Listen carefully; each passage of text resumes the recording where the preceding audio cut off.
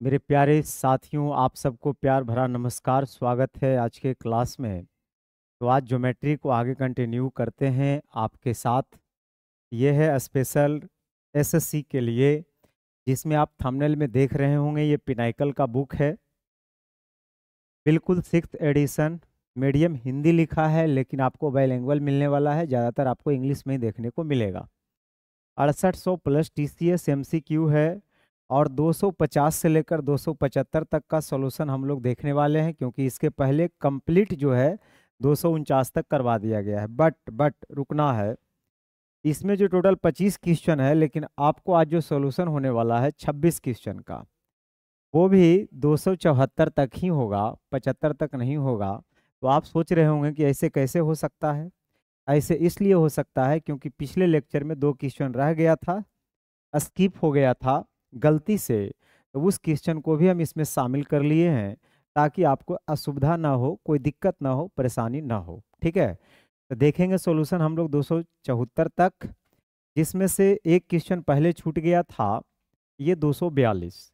जैसे ही आप 242 कंप्लीट करेंगे, हम आ जाएंगे 250 के पास, क्योंकि 250 भी छूटा था, 2 क्वेश्चन। ठीक है। और उसके बाद 251 से आगे हम लोग कंटिन्यू बात को करेंगे। तो 242 को समझ लेते हैं कि क्या है। There are two chords of a circle AB and CD meet outside the circle। दो कॉर्ड है एक सर्कल में AB और CD, जो बाहर मिलता है किसी पॉइंट पे P पे, और कुछ का सेगमेंट का लेंथ दे रखा है और आपसे कुछ का लेंथ पूछ रहा है। तो पहले तो बात हम करेंगे डायग्राम से, कि इसका जो डायग्राम होगा वो किस तरीके से होगा। जैसे मान लो एक हमारे पास सर्कल है मित्र। तो हमने क्या किया, एक यहाँ सर्कल बनाया। ठीक है। एक यहाँ पे हमने सर्कल बनाया। जैसे ही यहाँ पे एक सर्कल बनाया, तो इसमें हम लेंगे दो कॉर्ड। कौन से दो कॉर्ड लेंगे? एक ए बी और दूसरा सी डी।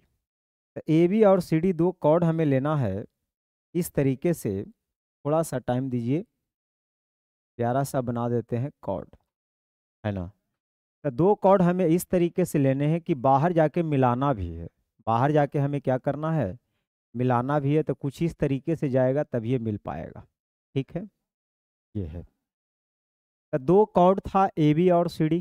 चलो इसको हम ए बी कह देते हैं, और इसको हम सी डी कह देते हैं। ठीक है। मिट पी, और ये दोनों कॉर्ड पी पे मिलता है।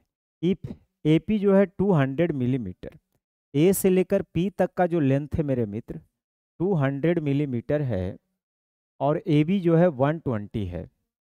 अगर ये 120 है, आई 200 है, तो ये 80 होगा। इसमें तो कोई दिक्कत नहीं होना चाहिए, नहीं। फिर आगे कहता है कि सीपी जो है 160 है। सी से लेकर पी तक, यहाँ से यहाँ तक 160 है। तो what is the length of C D? तो ये सी डी का लेंथ पूछ रहा है। थोड़ा देर के लिए हम सी डी को एक्स मान सकते हैं। ठीक है। तो हमारा जो पी डी होगा वो 160 माइनस एक्स हो जाएगा। क्लियर है? हाँ जी। अब ऐसा वाला फार्मूला आप जानते हैं कि दो कॉर्ड जब बाहर में इस तरह के से इंटरसेक्ट करे, तो एक फार्मूला बनता है P A into P B. तो पी से लेकर ए तक की दूरी 200 दे रखा है, P A into P B यानी 80, बराबर हो जाएगा P D into P C. तो पी डी हो जाएगा 160 माइनस एक्स, और पी सी 160। ठीक है जी, बहुत अच्छा। अब ये 80 से आप काट दीजिएगा 2 बार में, 2 से इसको काट दीजिएगा 100 बार में। तो इधर 100 उधर 160, एक्स का वैल्यू यहाँ से आपको 60 निकल जाएगा। हाँ या नहीं? यानी सीढ़ी का लेंथ पूछ रहा था, तो वो हो जाएगा 60 मिलीमीटर। अब ये कॉर्ड अंदर भी काट सकता है। अंदर काटे या बाहर काटे, फार्मूला आपको यही लगाना है। पी से लेकर बी तक जाना है, पी से ए तक, फिर पी से डी तक, और पी से सी तक। ठीक है। दोनों बात आप ध्यान में रखेंगे। अब बढ़ते हैं 250 की ओर। कहता है डी एक वृत्त की जीवा है, और केडीई वृत्त की छेदक सिकेंट है। और केडी इतना है, डी इतना है, और के एच बिंदु एच पर वृत्त की स्पर्श रेखा है। तो के एच ज्ञात करिए। डी के बारे में बोला जा रहा है कि कॉर्ड है, और केडीई जो है एक सिकेंट है। केडीई लगातार जाएगा। तो केडीई एक सिकेंट है मेरे मित्र। तो हम करेंगे क्या, सबसे पहले एक सर्कल बना करके हम देखते हैं इस तरीके से। ठीक है, ये मैंने सर्कल बनाया। और के डी ई के बारे में बोला जा रहा है कि ये सीकेंट है, के डी ई एक सीकेंट है, कुछ इस तरीके से जा रहा होगा। ठीक है, हाँ जी, के डी ई, के डी ई एक साथ। अब आगे कहता है कि अगर केडी जो है 9 है, डी 7 है, and K H is a tangent to the circle. और के एच यहाँ पे क्या है, टेंजेंट है। के एच जो है यहाँ पे ये टेंजेंट का काम कर रहा है। टेंजेंट का मतलब ही होता है, टेंजेंट का मतलब ही होता है जो सर्कल के एक पॉइंट पे क्या करे, इंटरसेक्ट करे। ठीक है, सर्कल के एक पॉइंट पे क्या करे, इंटरसेक्ट करे, वो क्या कहलाता है। चलिए रहने दीजिए इसको। ठीक है, अब इसको हम मानकर चलते हैं, ये आपका के एच है, ये आपका क्या है, के एच है। अब एक फार्मूला बन रहा है, के एच का स्क्वायर बराबर के डी इंटू के ई। वही फार्मूला का इस्तेमाल करना है, बट दिया हुआ क्या क्या है, कह रहा है के डी 9 है, तो के डी को 9 लिख दिया। डी 7 है, इसको 7 कर दिया, and K H is a tangent. ठीक है, तो लगा दीजिए फार्मूला। के एच का स्क्वायर क्या होता है, के डी यानी 9 इंटू के एच, 9 7 16, हाँ या नहीं। यहाँ से के एच जो हो जाएगा, इधर स्क्वायर तो इधर रूट, तो 9 का स्क्वायर रूट 3 हो जाएगा, 16 का 4 हो जाएगा, यानी के एच का जो लेंथ हो जाएगा वो 12 cm हो जाएगा। ए ऑप्शन बिल्कुल सही है। तो ये बहुत ज़्यादा पूछा जाता है, इस टाइप के थोड़ा थोड़ा कॉन्सेप्ट है, जिसे आप ध्यान में रखेंगे तो आपको टाइम भी बचेगा और अच्छा भी रहेगा। 251 कहता है the centroid of an equilateral triangle P Q R as L. Centroid का क्या मतलब होता है, केंद्रक का क्या मतलब होता है, जहां पे माध्यिकाएं कटता है, जिस पॉइंट पे, यानी इंटरसेक्शन पॉइंट ऑफ मीडियंस है ना, उसको क्या बोलते हैं, सेंट्रोइड बोलते हैं। जिसमें पी क्यू अगर 6 cm है तो लेंथ ऑफ पी एल। अगर एक ट्रायंगल आप बनाते हैं तो इक्विलेटरल ट्रायंगल एक ऐसा प्यारा ट्रायंगल होता है जिसका सारा सेंटर एक ही पॉइंट पे होता है। सारा सेंटर एक ही पॉइंट पे होता है, चाहे वो लंब केंद्र हो, परिकेंद्र हो, अंतः केंद्र हो, कुछ भी हो, या कौन समद्विभाजक का कटान बिंदु हो, सभी के सभी जो है एक ही पॉइंट पे लाई करता है। और ऊपर वाले कैपिटल आर होता है, नीचे वाले स्मॉल आर होता है, और इसका जो रेशियो होता है वो 2:1 होता है। इस चीज को भी आप ध्यान में रखेंगे। ठीक है, अब कह रहा है centroid of equilateral triangle P Q R as L, इसको एल से डिनोट किया जा रहा है, और ये जो ट्रायंगल का नाम दे रखा है वो पी क्यू आर दे रखा है। ठीक है, पी क्यू 6 है, अगर एक 6 है तो सभी 6 हो जाएगा, जिसमें ये 3 3 हो जाएगा। अब कह रहा है लेंथ ऑफ है पी एल। अब ये इसका लेंथ पूछ रहा है, मतलब आपको पता है कि आपसे इनडायरेक्ट में क्या पूछ रहा है, सरकम रेडियस पूछ रहा है, परिवृत्त की त्रिज्या पूछ रहा है। तो परिवृत्त की त्रिज्या का जिन मित्र को फार्मूला डायरेक्ट याद होगा वो फार्मूला लगा लेंगे, a/√3, हाँ या नहीं। और अंतःवृत्त की त्रिज्या होता है a/2√3। तो फार्मूला के सहारे की सहायता से आप तुरंत बता सकते हैं, √3 से गुना भागा करके आप 2√3 कर दीजिएगा। ठीक है, लेकिन अगर नहीं याद है, मान लो थोड़ा देर के लिए, तो आप हाइट निकालिए और हाइट को 2:1 में बांट दीजिए। तो हाइट होता है समबाहु त्रिभुज यानी इक्विलेटरल ट्रायंगल की हाइट √3/2 इंटू साइड। तो हाइट आपको यहाँ से 3√3 निकल जाएगा, और इसको 2:1 में बांटना है, तो यहाँ 3√3 है और यहाँ 3 यूनिट की वैल्यू इतना है, निकालना है कैपिटल आर यानी 2 यूनिट की वैल्यू निकालना है, तो 2√3 यहाँ से भी निकल जाएगा। तो जानकारी रखिए, बिल्कुल गहरे तल पे जानकारी को रखना है, ताकि कभी भी उथाल आवे, तूफान आवे तो डट के खड़े रहना है, डरना नहीं है, कॉन्सेप्ट को बिल्कुल एकदम क्लियर रखना है। कहता है 2 equal circles of radius 18 cm intersect each other such that each passes through the centre of the other, the length of the common chord. ये भी सवाल बहुत फेमस सवाल में से एक सवाल है। कभी भी दो सर्कल बिल्कुल आइडेंटिकल हो, यानी कहने का मतलब जिसका रेडियस सेम हो, और अगर दोनों एक दूसरे के सेंटर से पास करे, तो जो कॉमन कॉर्ड का लेंथ होता है मेरे मित्र, समय बचाने के लिए आप याद रख सकते हैं √3r। क्या आप याद रख सकते हैं, √3r, r फॉर रेडियस, और रेडियस दे रखा है यहाँ पे 18, यानी 18 √3 ही होगा। अब डायरेक्ट में 18√3 हमको नहीं मिल रहा है, तो ऑप्शन को तोड़ना हम चालू करेंगे। 27 से हमको 3 बाहर निकल जाएगा, 18√3। ठीक है, ये ऑप्शन ही सही है, हाँ या नहीं? लेकिन अगर आप नहीं जान रहे हैं इस चीज़ को, तो आप इसको बना भी सकते हैं कुछ इस तरीके से। जैसे रेडियस दे रखा था 18, तो ये आपको 18 हो जाएगा, ये भी 18 हो जाएगा। ये 90-90 डिग्री पे बाइसेक्ट भी करता है, इस चीज़ को भी ध्यान में रखिएगा। ये भी आपको 18 ही हो जाएगा, तो ये नो हो जाएगा। तो उसी तरीके से आप ये निकाल लीजिएगा। हालांकि ये निकालने में अगर टाइम लग रहा है तो इसको काट के छोटा कर दीजिए, 9 से काट दीजिए। 2 है, 1 है, तो √3 निकल जाएगा, तो ये भी √3, तो हमारा 2√3 आ गया। बट हमने काटा किससे था? 9 से काटा था, तो 9 से गुना कर दूंगा तो मेरा 18√3 वैसे भी आ जाएगा। तो बनाने के लिए भी आना चाहिए, डायरेक्ट भी आना चाहिए। अगर ये सब क्वेश्चन एग्जाम में आता है तो समझिए आपके लिए वरदान है, टाइम बचेगा।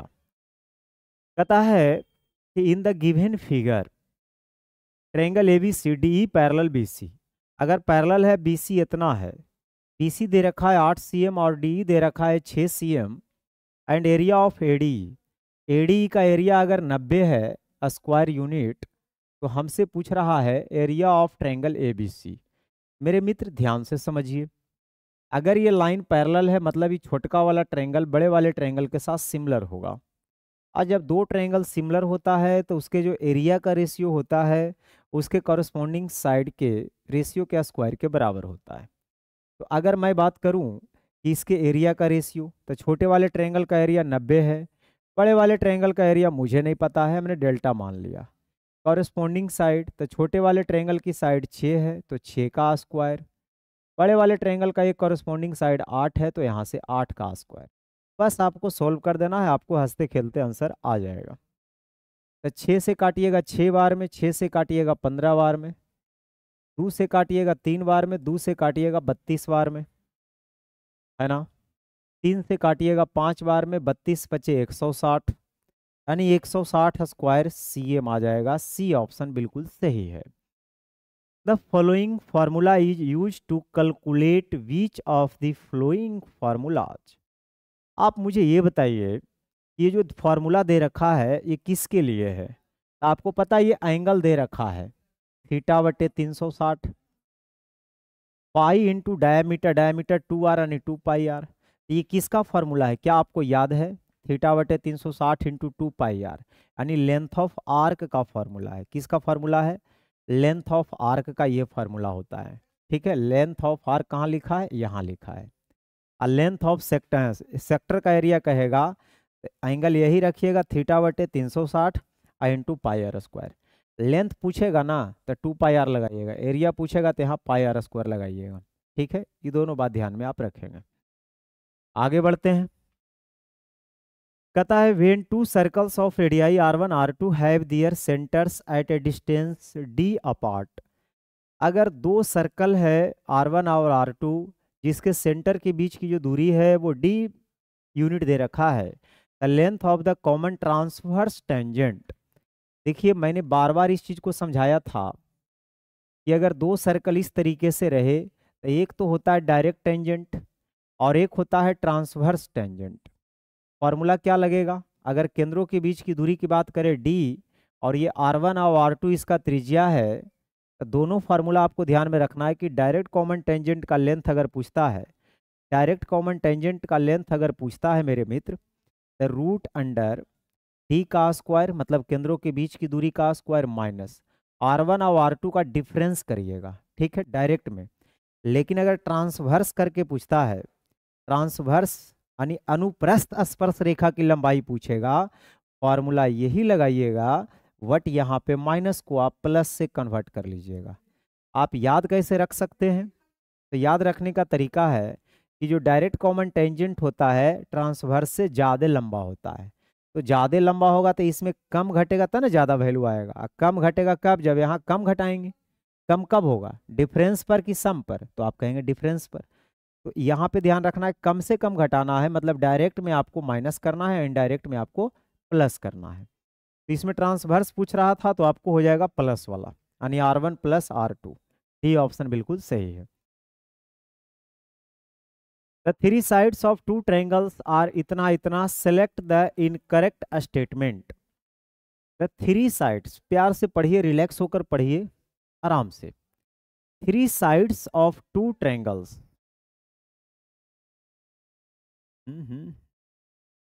एक मिनट, क्या क्या हो गया ये?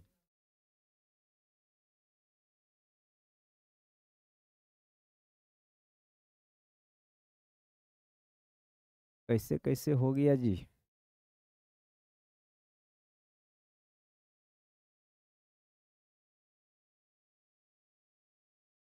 पता ही नहीं चल रहा है ये क्या क्या खुल गया। दूसरा स्लाइड। चलो हो गया सही भाई। हम तो घबरा ही गए थे कि पता नहीं क्या क्या हो गया। अब करा, the three sides of two triangles are 4, 5, 6 cm, select the incorrect statement. अब ये तीन साइड है और दो ट्रायंगल है। अब आपके पास दो ट्रायंगल है। पहले का ट्रायंगल का साइड 4, 5, 6 है, दूसरे ट्रायंगल का भी यही साइड है 4, 5, 6। जब साइड सेम है तो इसका एरिया भी सेम होगा, हाँ या नहीं? और ये क्या होगा, एरिया भी सेम होगा और ये कॉन्ग्रुएंट भी होगा, क्योंकि उसको उठा के उस पर रखिएगा तो ढक लेगा। तो सेलेक्ट द इनकरेक्ट, जो गलत है उस स्टेटमेंट को चुनना है। तो पहला स्टेटमेंट को आते हैं, ध्यान से समझते हैं। करा, the angle opposite to the greater side those triangle will be greater. ये तो सही ही है कि अपोजिट, अगर एंगल बड़ा है तो उसके अपोजिट साइड भी क्या होगा, बड़ा होगा। The area of two triangles will be different. ये दोनों ट्रायंगल का एरिया डिफरेंट नहीं हो सकता है, क्योंकि दोनों ट्रायंगल का साइड सब कुछ सेम है, तो हेरोन्स फार्मूला लगा के बनाएंगे तो एरिया सेम ही आना है। तो डिफरेंट नहीं होगा, यही गलत है। और जो गलत है वही सही होगा, क्योंकि पूछा ही गलत गया है। सी ऑप्शन को चेक कर लेते हैं। टू ट्रायंगल्स आर कॉन्ग्रुएंट, बिल्कुल कॉन्ग्रुएंट होगा, इसमें कोई दिक्कत नहीं। Two triangles are scalene triangle, हाँ जी स्केलन ट्रायंगल है भी है, क्योंकि ऑल साइड्स आर डिफरेंट, इसीलिए। आगे कहता है, in the following figure the circles with centres D and B have radii इतना, रेस्पेक्टिवली AC जे tangent to both the circles, find the value of x। देखो यहाँ पे ये रेडियस दे रखा है 4, ये एक रेडियस x दे रखा है। तो जब भी ऐसा ट्रायंगल बना दे और ये क्या है, टेंजेंट है, तो टेंजेंट रेडियस के साथ 90 डिग्री का एंगल बनाता है। तो ये वाला ट्रायंगल और ये वाला क्या होता है, सिमिलर होता है। तो सिमिलर होगा तो घबराने वाली बात नहीं है। इसमें जो वर्टिकल है, वर्टिकल का कॉरस्पॉन्डिंग वर्टिकल ले लीजिएगा, हॉरिजेंटल का हॉरिजेंटल। ठीक है, जैसे ये वाला लेंथ आप लेना चाहते हैं तो इधर अगर आप 6 लीजिएगा तो इसके रिस्पेक्ट में उधर आपको 9 लेना पड़ेगा। सिमिलर होगा तो कॉरस्पॉन्डिंग साइड तो प्रोपोर्शनल होगा ही होगा, इसमें कोई दिक्कत वाली बात नहीं है। 2 दूना 4, 2 तिया 6, 3 तिया 9, यानी एक्स का वैल्यू आ जाएगा 6।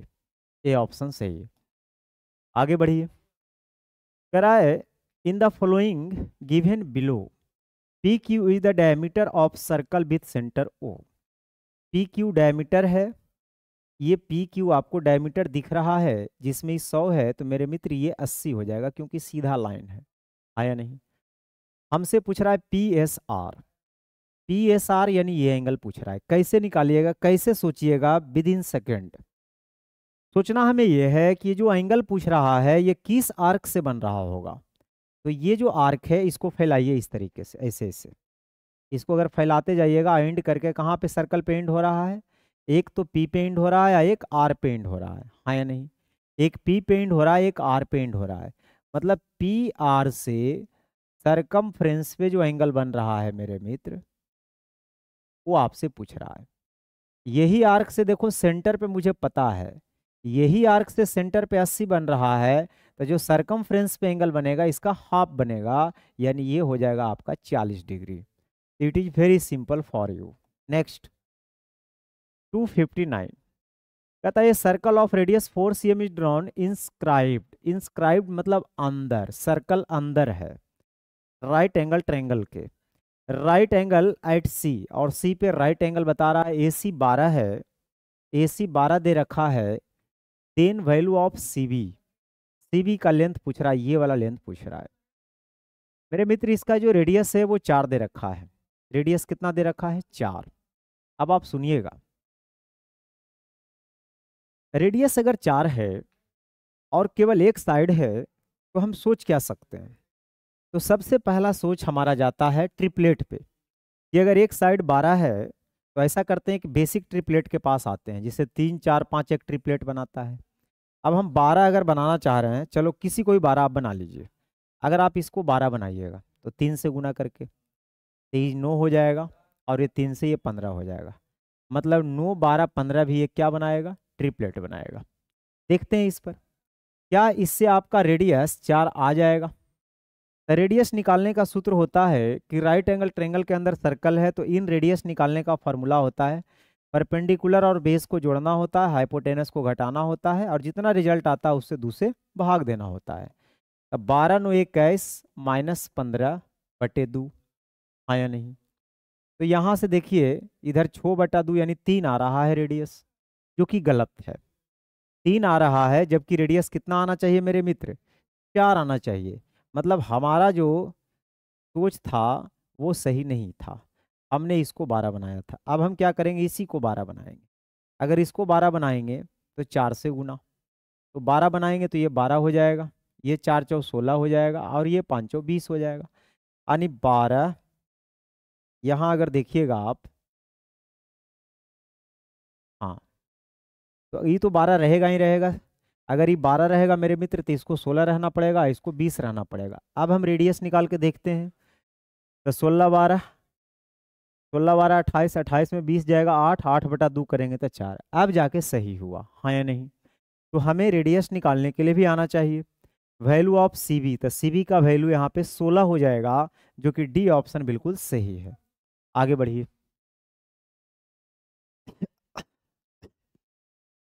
कह रहा there are 2 circles that touch each other externally. 2 circle है, दोनों टच करता है बाहर से। Radius of first circle with centre O is 12 cm, radius of second circle centre A is 8 cm। Find the length of the common tangent B C. अब common tangent का length अभी निकालने के लिए हमने बताया था, क्या निकालने के लिए बताया था, केंद्रों के बीच की दूरी का स्क्वायर, है ना। और कॉमन टेंजेंट इसमें डायरेक्ट वाला भी होगा, ट्रांसफर तो होगा ही नहीं क्योंकि टच कर रहा है। तो यहाँ R1 + R2 का यहाँ पे होल स्क्वायर करना, नहीं माइनस करना है, सॉरी।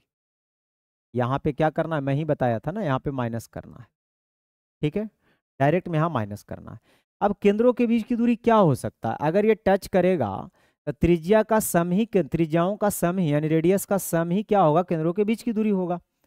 तो यहाँ पे एक का रेडियस दे रखा था 12, दूसरे का 8, यानी 12 8 20 का स्क्वायर माइनस इसका डिफरेंस। अब 12 और 8 का डिफरेंस 4 होता है, तो 4 का स्क्वायर। अब ये 400 में अगर आप घटा दीजिएगा, या ऐसा करिए 20 और 4 24 कर लीजिए, 20 में से 4 जाएगा 16, 4 छक 24, तो 4 का 2 हो जाएगा, 16 का 4 हो जाएगा, 6 अंदर रह जाएगा, यानी 4 दूना 8√6 हो जाएगा। 8√6 यानी डी ऑप्शन बिल्कुल सही है। लेकिन मैं और भी सिंपल बताता हूँ, इतना भी पापड़ बेलने की जरूरत नहीं है। अगर दो सर्कल टच करे, दो सर्कल टच करे और दोनों का रेडियस अगर दे दे, और अगर आपसे पूछ दे कि इसका डायरेक्ट कॉमन टेंजेंट क्या होगा, तो आपको इतना भी याद रखने की जरूरत नहीं है। आपको केवल और केवल ये वाला फॉर्मूला अप्लाई करनी है, 2 × R1 × R2, बस इसी से आपका आंसर आ जाएगा। तो पहला रेडियस जो दे रखा है 12, दूसरा 8, आया नहीं। अब 12 8 96, 16 छक 96, 16 का 4 यानी 4 दूना 8√6 यहाँ पे आपको दिख जाएगा। तो जैसे आपको मिलता है, अगर आप प्रैक्टिस करते रहेंगे ना, तभी ये सब चीज़ ध्यान में रहेगा। तो जितना ज़्यादा प्रैक्टिस होगा उतना स्पीड आपके हाथ में आएगा, और जब स्पीड ज़्यादा होगा फिर क्या होगा कि कई बार क्वेश्चन को पढ़ते के साथ ही आपको पता चल जाएगा कि इसका सॉल्यूशन इस तरीके से होगा। तो ये होता है, अगर आप प्रैक्टिस करते रहिएगा तो बाकी मित्र से आप जल्दी बना करके निकल सकते हैं, ठीक है। आगे बढ़ते हैं। कहता है in the given figure O is the centre of the circle and A O B 130। Centre पे जो बनने वाला एंगल है वो 130 है। हमसे ए पी बी पूछ रहा है, क्या होगा। अगर ई वाला एंगल पूछ रहा है तो पहले पता करिए कि अदर सेगमेंट में कितना एंगल बनेगा, ठीक है। तो इसके द्वारा सेंटर पे 130, तो यहाँ पे आधा बन जाएगा 65, और ये एक साइक्लिक क्वाड्रिलेटरल बन जाएगा मेरे मित्र, ये एक साइक्लिक क्वाड्रिलेटरल बन जाएगा, चक्रीय चतुर्भुज बन जाएगा। और चक्रीय चतुर्भुज के सम्मुख कोणों का योग 180 होता है, जिसमें आपको 115 इसको रखना पड़ेगा। तो 115 और 65 जोड़ करके 180 हो जाएगा, हाँ या नहीं। Which of the following sets of length will give 3 sides of an obtuse angle triangle. Obtuse angle triangle का जो सेट दे रखा है कौन सा हो सकता है। केवल मैं ऑब्ट्यूज एंगल ट्रायंगल की बात नहीं कर रहा हूं, मैं तीनों ट्रायंगल को आपको पहचानने के लिए बता देता हूं साइड के बेसिस पे। ध्यान से सुनिए मेरे मित्र, अगर 3 साइड है और अगर छोटे 2 साइड के स्क्वायर का सम अगर सबसे बड़े वाले साइड के स्क्वायर के बराबर आ जाता है, अगर ऐसा कंडीशन फुलफिल होता है तो ये राइट एंगल ट्रायंगल के बारे में कहा जाएगा, यानी ये राइट एंगल ट्रायंगल होगा। क्या होगा? राइट एंगल ट्रायंगल होगा। लेकिन अगर दो छोटे साइड के स्क्वायर का सम बड़े वाले स्क्वायर से बड़ा हो जाए, यानी यही छोटा हो जाए, तो ये ऑब्ट्यूज होता है। ये क्या होता है? ऑब्ट्यूज एंगल ट्रायंगल होगा। लेकिन दो छोटे वाले साइड के स्क्वायर का सम भी छोटा हो जाए सबसे बड़े वाले स्क्वायर से, तो ध्यान रखना है ये क्या होता है, सॉरी इसको हमको एक्यूट बोलना था ना, ये होगा ऑब्ट्यूज। ये एक्यूट हो जाएगा मेरे मित्र, ये एक्यूट हो जाएगा। ठीक है, तो एक्यूट के लिए ये कंडीशन आपको अप्लाई करनी है, ऑब्ट्यूज के लिए, ऑब्ट्यूज के लिए, सॉरी ऑब्ट्यूज के लिए। अब इसमें हम देख लेते हैं, इसका स्क्वायर करेंगे तो कितना आएगा? 225। 62 का स्क्वायर 50 से 12 ज़्यादा, उसका स्क्वायर 144, 25 में 12 जोड़ देंगे 37, 1 38 यानी 3800। और 64 का स्क्वायर होता है 4096। हाँ या नहीं? अब जोड़िएगा तो 5 4 9, 4 2 6 और 38 2 40।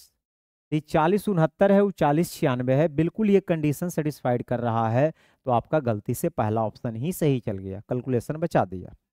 Next, in a triangle ABC the 3 angles are इतना, also 2x minus 4y is equal to इतना, तो which type of triangle is ABC? किस टाइप का ट्रायंगल है? देखिए एक चीज तो मुझे समझ में आ रहा है कि एक इक्वेशन दे रखा, उसमें 2 कॉमन ले लेंगे तो x माइनस 2y आपको 20 समझ में आ जाएगा। x का वैल्यू अगर यहाँ से निकालना चाहेंगे तो 20 प्लस 2y है या नहीं? एक हम सब जानते हैं कि ट्रायंगल के तीनों एंगल का सम 180 होता है, जिसमें एक एंगल x दे रखा है, एक एंगल x दे रखा है, या x के जगह आप चाहें तो समय बचाने के लिए 20 प्लस 2y रख सकते हैं।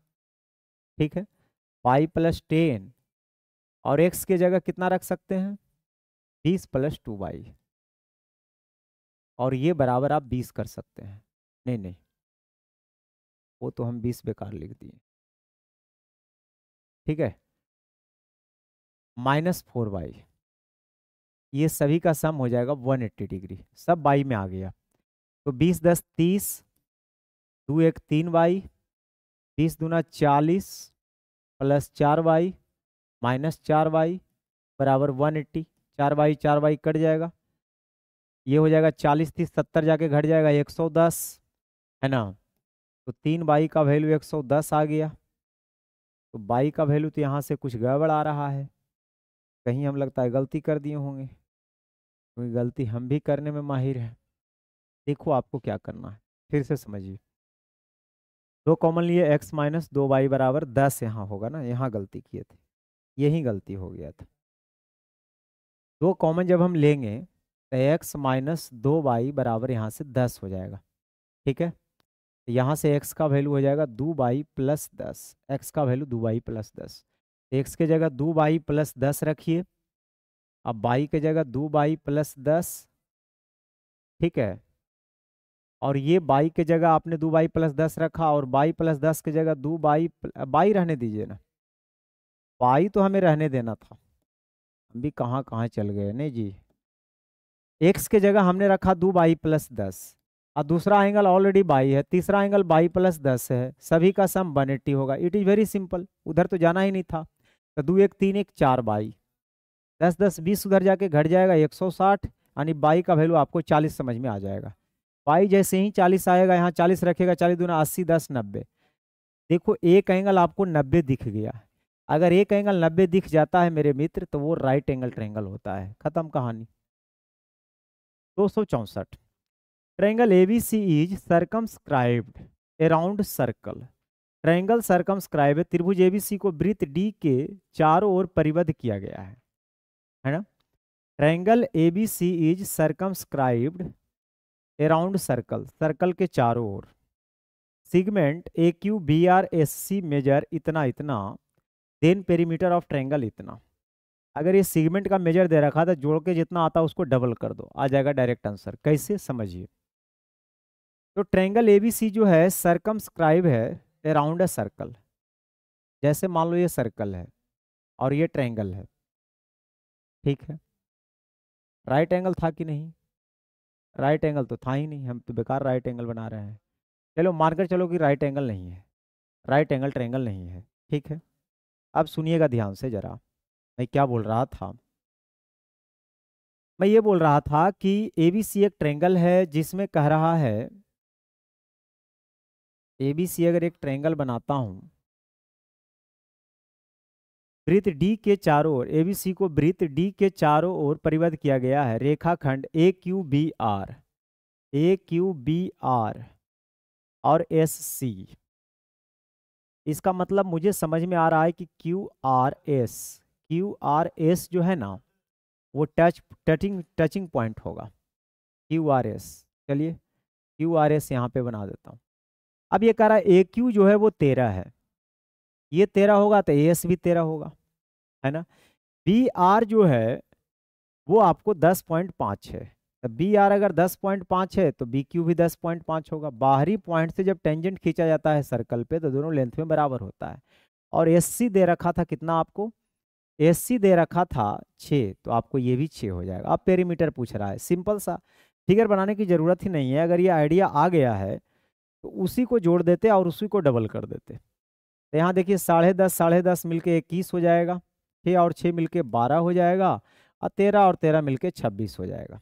जोड़िए, 6 2 8 1 9, है ना। और लास्ट में 9 एक ही ऑप्शन में है, फिर 2 2 4 1 5 यानी 59, 265। कह रहा है find the value of x in the given figure where TP is tangent, है ना। टीपी का जो लेंथ है वो 15 दे रखा है, और पीबी जो है पीए 9 है। अब पीबी यहाँ से लेकर यहाँ तक दे रखा है आपको 2x+3। अब जो फॉर्मूला आप पढ़े हैं वही लगाइए। पीटी का स्क्वायर बराबर क्या होता है, पीए इंटू पीबी, पीए इंटू पीबी। अब यहाँ से हो जाएगा 15 का स्क्वायर 225, पीए यानी 9। अब पीबी के जगह 2x+3 आपको रखना है, तो 9 से काटिए 25 बार में कट जाएगा, 3 जाके घटाइएगा 22/2 यानी 11। तो एक्स का वैल्यू यहाँ से आपको 11 समझ में आ जाएगा। अब हमसे पूछ रहा था किसकी वैल्यू, एक्स की वैल्यू 11 है क्या? हाँ जी, डी ऑप्शन बिल्कुल सही है। In the figure A B बराबर ए डी, ए बी और ए डी बराबर है और वो 9 दे रखा है। फिर कह रहा है ए सी और ए सी और ए बराबर है और ये दे रखा है 13। फिर कह रहा है बी सी 15 है, तो बताइए डी कितना होगा, और कुछ भी नहीं दे रखा है। इतना आप बता सकते हैं कि ये वाला साइड इसके बराबर है, ये इसके बराबर है, दोनों में अरे वर्टिकली अपोजिट एंगल से ये बराबर होगा। तो ऐसे ऐसे दोनों ट्रायंगल क्या हो जाएगा, कांग्रुएंट। जैसे ही कांग्रुएंट होगा तो 10 बराबर 10, 10 बराबर 10, तो 10 बराबर 10 हो जाएगा। यानी इसको 15 होना पड़ेगा। कितना होना पड़ेगा, 15, तभी ये कांग्रुएंट होगा। यदि न्यूनकोण त्रिभुज एबीसी में एएल बीएम और सीएन त्रिभुज एबीसी के तीनों शीर्षलंब है तो निम्नलिखित में से कौन सा कथन सत्य होगा। If in acute angle triangle ABC, AL, BM and CN are three altitude. AL, BM, CN, सुनिए ध्यान से और समझिए प्यार से। अगर ट्रायंगल है और इसके नीचे अगर अंदर में अल्टीट्यूड 3 को बनाता है, ठीक है, तो आपसे पूछेगा कि पेरीमीटर और सारे अल्टीट्यूड के सम के बीच रिलेशन। तो बाहर वाले जो साइड का सम होता है ना, भीतर वाले तीनों साइड के सम से सदैव बड़े होते हैं। पहला चीज ध्यान में आपको रखना है। जैसे यहाँ पे कह रहा है तीनों अल्टीट्यूड का सम तीनों साइड के सम के बराबर, नहीं, ये गलत है। ये सब कुछ होने वाला नहीं है। देखो ये अल्टीट्यूड का सम ही बड़ा कर रखा है भुजाओं के सम से, तो ये भी गलत आपको है।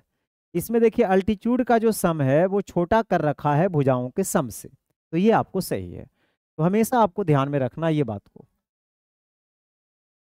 कह रहा है ABC is a triangle and D is a point on side BC, BC 16 BD 11, ADC BSC के इक्वल है, then length of AC is equal to what. अगर एबीसी एक ट्रायंगल है मेरे मित्र, एबीसी अगर ट्रायंगल है तो इस ट्रायंगल के बारे में देखो क्या बोला जा रहा है। इस ट्रायंगल के बारे में ये बोला जा रहा है क्या, ABC is a triangle and D is a point on side BC। D एक BC पे इस तरह से पॉइंट है कि BC 16 है और BD 11 है।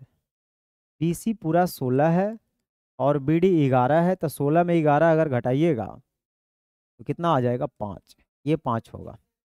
फिर बोल रहा ADC, एंगल ADC जो है वो बराबर है BAC के, इसके साथ बराबर है। जब भी कंबाइंड फिगर रहे और एगो एंगल बराबर दे रखे, इसको सिमिलर कर दिया करिए। ठीक है, इसको सिमिलर कर दिया करिए। AC का लेंथ पूछ रहा है, इसको x मान लीजिए। तो हम यहाँ से कह सकते हैं कि जो पूरे बड़े वाले ट्रायंगल है, पूरे जो बड़े वाले ट्रायंगल है, देखो यहाँ से ये जो बड़े वाले ट्रायंगल हमको दिख रहा है ना, ट्रायंगल ABC, वो सिमिलर होगा छोटे वाले के साथ। तो सिमिलर करिएगा तो दो ही एंगल से सिमिलर हो जाएगा। C देखिए दोनों में आपको कॉमन मिल रहा है, तो C बराबर C कर लीजिए। इस पर A और इस पर D, यानी A बराबर D है, तो फर्स्ट में A लिखे हैं तो फर्स्ट में D, तो DC हो गया इस ट्रायंगल में। तो बच गया कौन, A। अब सुनिएगा, साइड जो दे रहे हैं उसकी लड़ाई करिए। जैसे यहाँ BC आपको दे रखा है, तो BC का कॉरेस्पॉन्डिंग आपको AC पकड़ा जाएगा, यानी X। ठीक है, और कौन साइड दे रखा है, AC।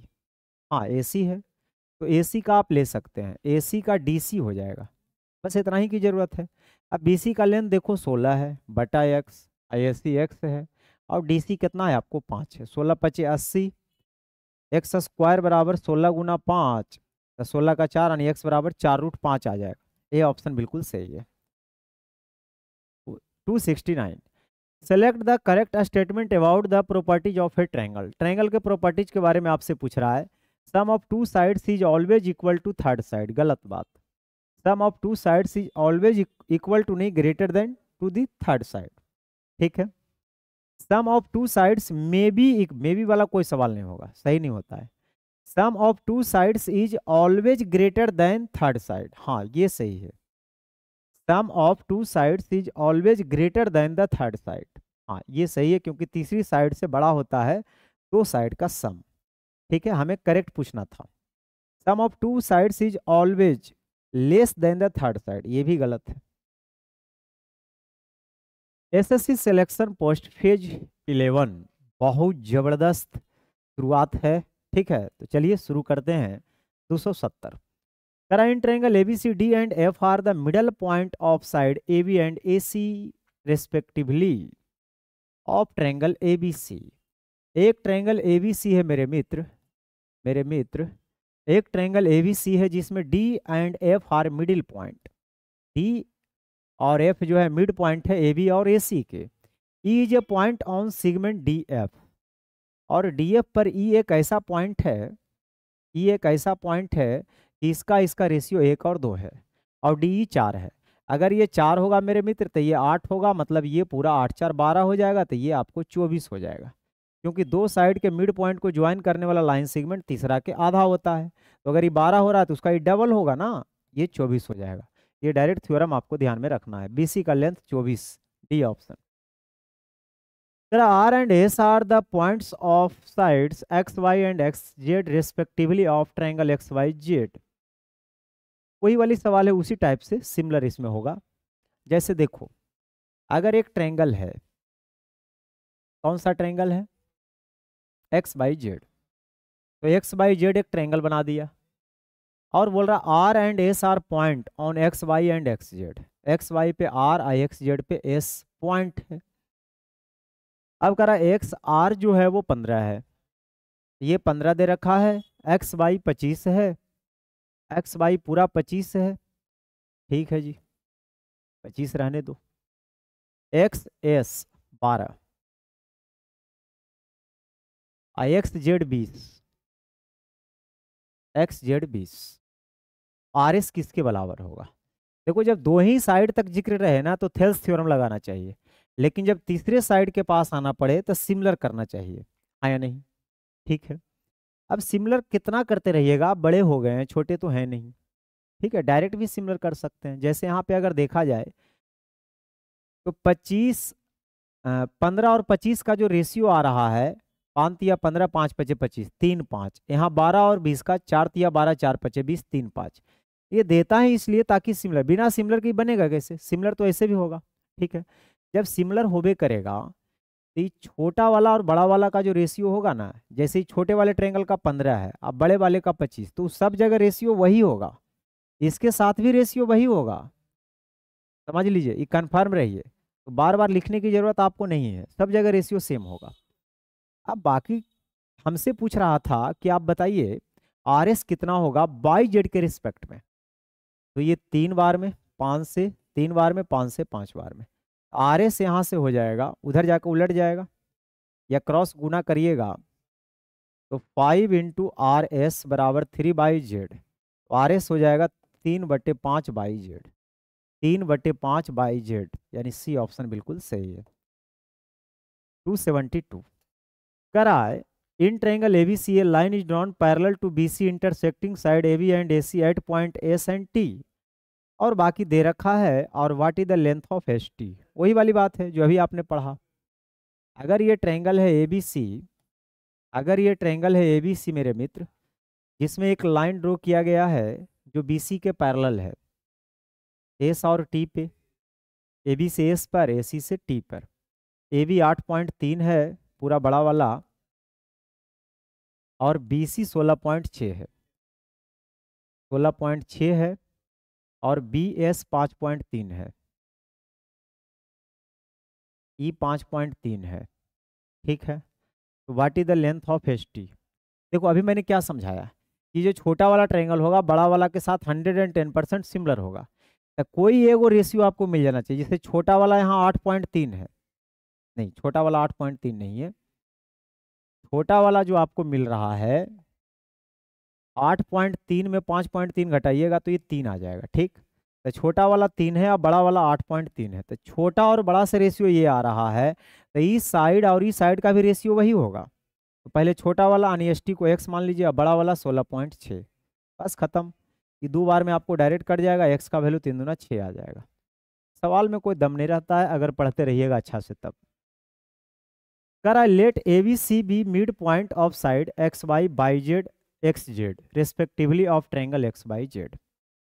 ट्रायंगल के तीनों साइड के मिड पॉइंट को ज्वाइन करके अगर ट्रायंगल बनाया जाए, इसमें तो ए बी सी बोल रहा था ना, ए बी सी, इसके मिड पॉइंट से ज्वाइन करके अगर ट्रायंगल बनाया जाए, ठीक है।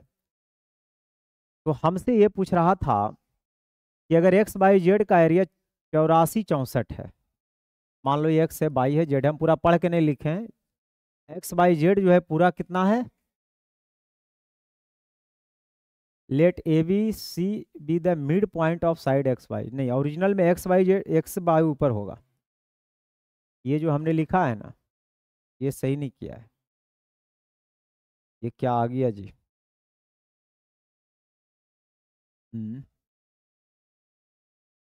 हाँ,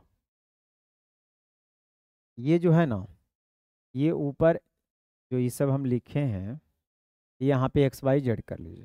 हालांकि इसकी ज़रूरत ही नहीं है करने की इतना, अब अंदर में ए बी सी रहेगा। तो बड़े वाले ट्रायंगल का एरिया, पहले एरिया के बारे में समझिए। अगर मिड पॉइंट से ज्वाइन करके अगर बनाइएगा तो सबका एरिया बराबर होता है, ये सबका, समझ रहे हैं, ये सबका एरिया बराबर होगा।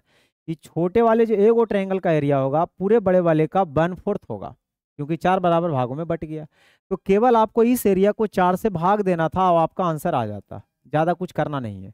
4 दूना 8, 4 से एक बार में 16 बार में, यानी 2116, यानी कुछ करना ही नहीं था ये सवाल में। आगे बढ़िए 74 कह रहा है in triangle ABC P and Q are the middle point of side A B and A C respectively. ये सब यही वाला पूछ ही रहा है, ठीक है। R is a point on segment P Q such that, अभी मैंने एक रेशियो बताया था ना, वही वाला सेम रेशियो है। पी आर 5 है तो ये 5 होगा, तो इसका 4 गुना 20, तो 20 और 5 ही 25 हो रहा है, तो उसका डबल कर दीजिए 50। अभी मैंने ऐसा वाला फिगर करवाया था आपको, ठीक है। उम्मीद करता हूँ कि आपको अच्छा लगा होगा। मिलते हैं 275 से लेकर 300 तक के सॉल्यूशन के साथ। और अभी ज्योमेट्री हम शुरू किए हैं, तो पूरा आप ज्योमेट्री कंप्लीट करने के बाद ही जो है आपको स्टार्ट किया जाएगा कोई दूसरा चैप्टर। आपका चैप्टर का डिमांड क्या है, कमेंट बॉक्स में कमेंट करिए। जो चैप्टर आप बोलेंगे उसका जो है सॉल्यूशन हम स्टार्ट कर देंगे, जिसका वोटिंग ज़्यादा होगा। तो अगले चैप्टर की ओर इंतज़ार रहेगा आपके कमेंट का, ताकि मैं ये देख सकूं कि आप कितना इंटरेस्टेड हैं इसमें। ठीक है, दोस्तों के साथ भी शेयर करना ना भूलें। मिलते हैं अगले लेक्चर में।